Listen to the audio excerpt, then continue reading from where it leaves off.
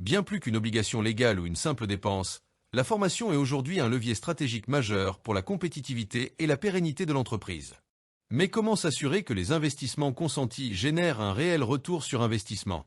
Le pilotage du plan de formation est l'art de transformer les ambitions stratégiques de l'organisation en compétences concrètes et mesurables. C'est un processus exigeant qui requiert vision, méthode et rigueur.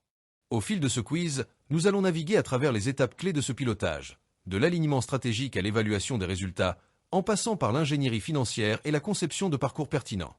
Êtes-vous prêt, à tester vos connaissances et à affûter vos compétences pour faire de la formation un véritable moteur de performance? C'est parti!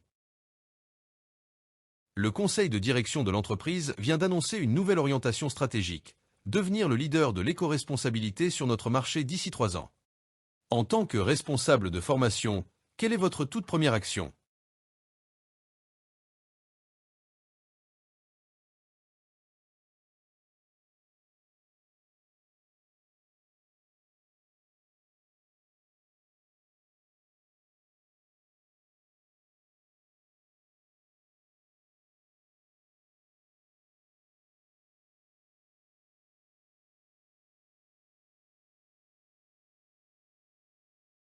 Les entretiens annuels viennent de se terminer. Vous avez reçu des dizaines de demandes de formation hétéroclite, allant de mieux gérer son stress à maîtriser Python. Que faites-vous de ces données?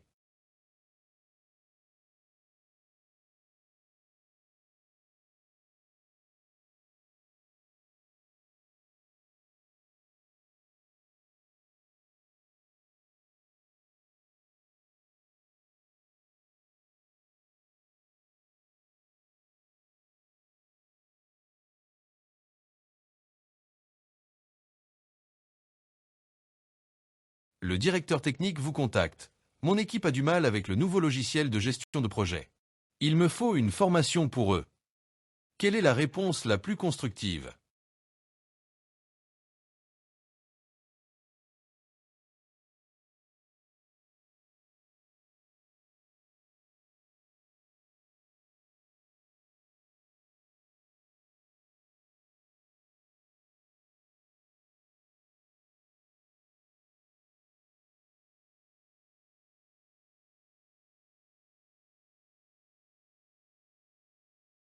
Un client potentiel menace de rompre son contrat en raison de la faible réactivité et des lacunes techniques du service client. La directrice commerciale exige une formation immédiate pour toute l'équipe. Comment réagissez-vous?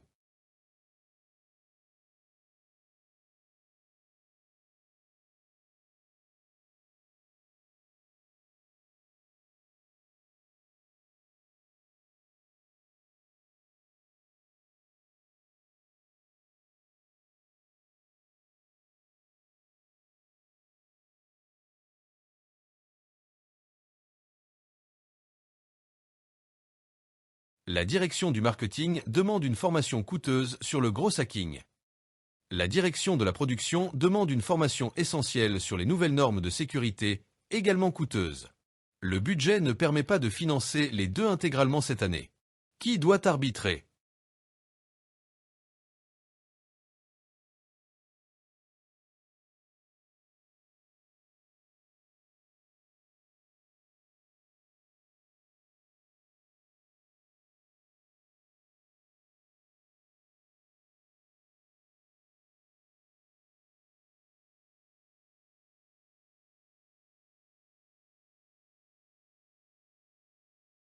Vous devez former 150 commerciaux répartis sur tout le territoire national à une nouvelle méthode de vente. Le contenu est dense et nécessite des mises en situation. Quelle est la solution la plus pertinente d'un point de vue systémique, coût, efficacité, logistique?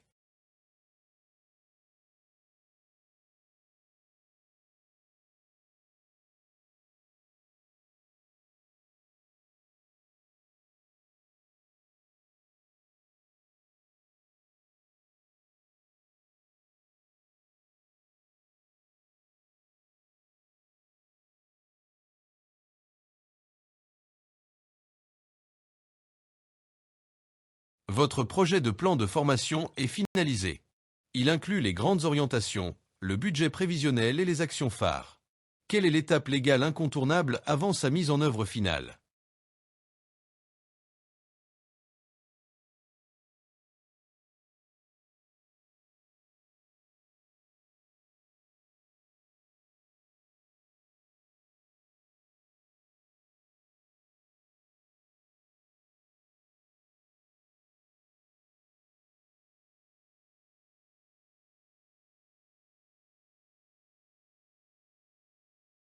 Vous devez créer une formation très technique sur un processus interne unique à votre entreprise. Aucun organisme externe ne propose de solution sur étagère. Quelle est votre démarche?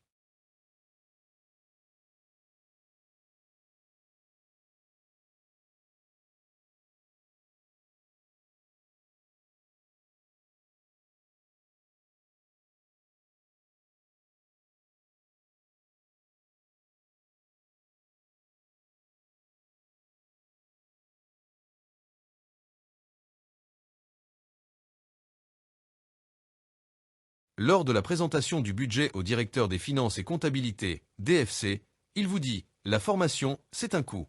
Prouvez-moi que c'est un investissement. » Quel argument est le plus percutant?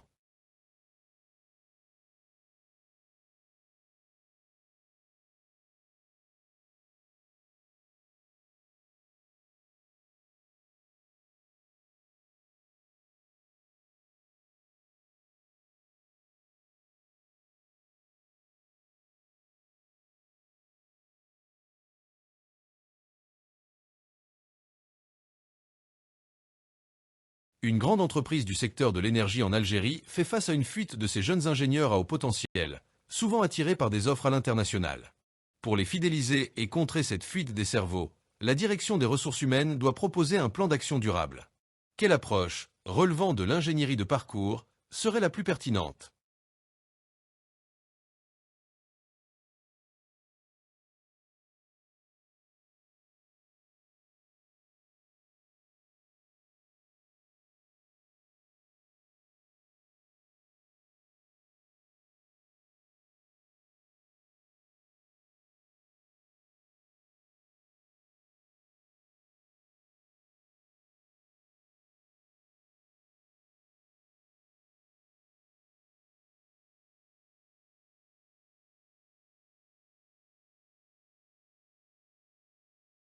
Un collaborateur est sur le point de partir en formation gestion de projet. Pour maximiser les chances de transfert des acquis, que doit faire son manager en amont?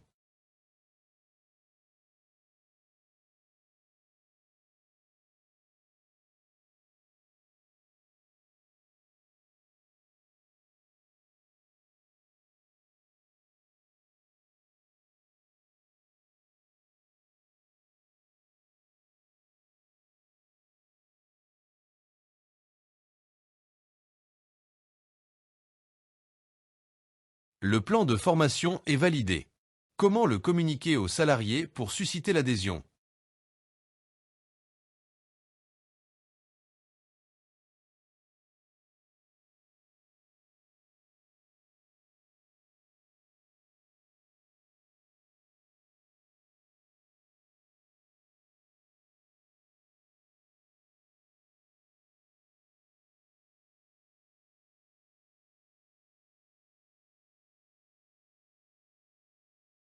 Une formation en présentiel très attendue doit avoir lieu dans 3 semaines.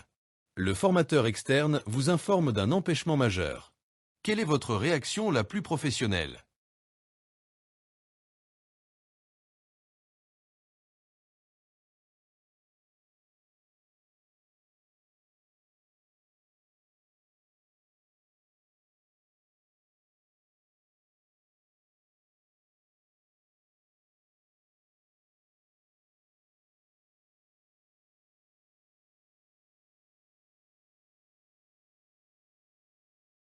Vous animez une formation sur la nouvelle charte graphique auprès des équipes marketing.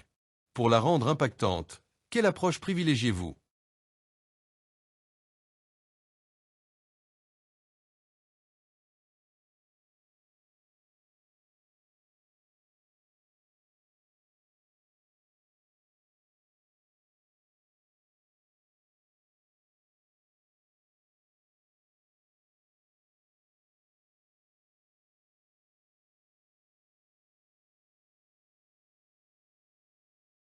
Vous lancez un programme majeur de formation sur la culture du feedback destiné à tous les managers.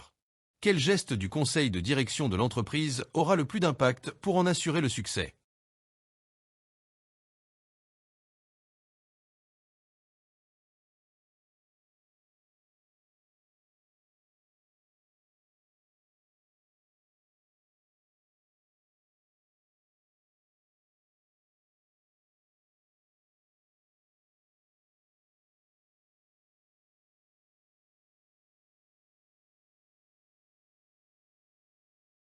La formation prise de parole en public se termine. Vous distribuez un questionnaire de satisfaction. Une question est particulièrement mal formulée. Laquelle?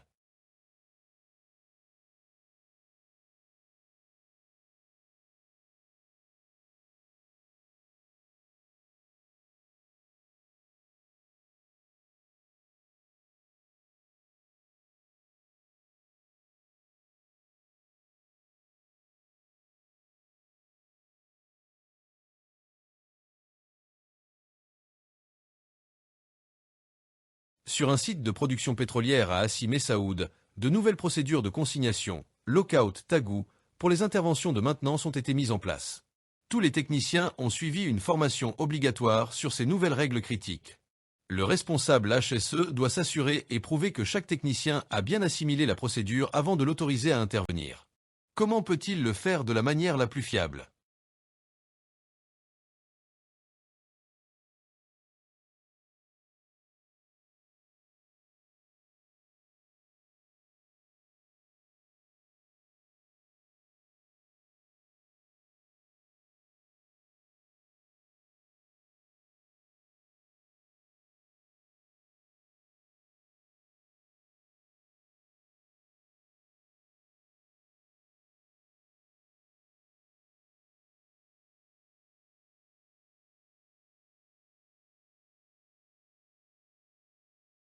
Trois mois après le programme de formation sur la culture du feedback, vous voulez savoir si les managers appliquent réellement ces compétences. Comment procédez-vous?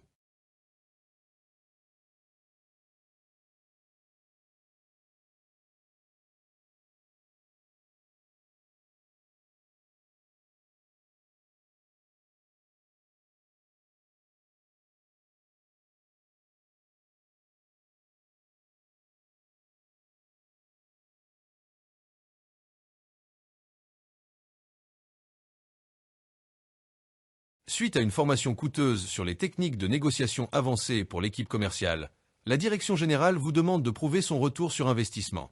Quel est l'indicateur le plus pertinent pour évaluer l'impact sur les résultats de l'entreprise? Niveau 4 de Kirkpatrick.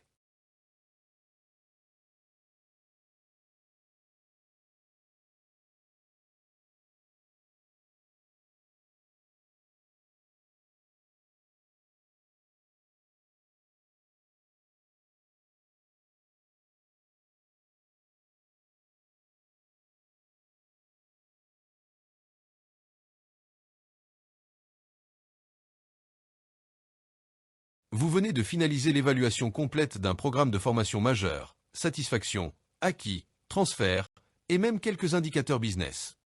Vous avez une masse d'informations. Quelle est l'action finale qui boucle la démarche systémique et prépare le futur?